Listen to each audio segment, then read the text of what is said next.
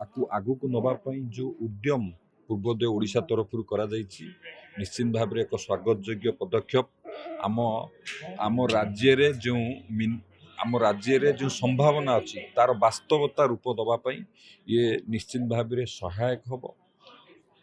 innovation technology माध्यम रे किभली भाव में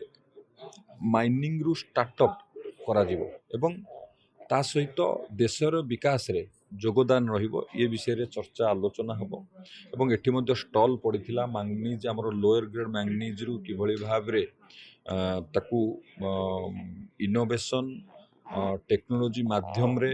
मैंगनीज ऑक्सलेट ताकू करा जायछि से बैटरी प्रोडक्ट पई से रॉ मटेरियल हबो जोटा कि आमे वेस्ट भाव में 5000 लेखा टन आमे दे देउ सेथिरु किभली भाव में तार भैल्यू एडिशन करा जायछि ये एई भली प्रोडक्ट सब आहुरी भी बहुत छात्र माने युवक माने सबू को करबा पई तांकर आत्मविश्वास बढ़िबो तांको प्रोत्साहित करा जिवो तो जो समृद्ध ओडिशा विकसित ओडिशा गठन करिवार लक्ष्य अछि इनोवेशन स्टार्टअप क्षेत्र रे जो प्रयास करा जाउछि आगु को बढ़िबा पई ये निश्चित भाव में सहायक हो माननीय मुख्यमंत्री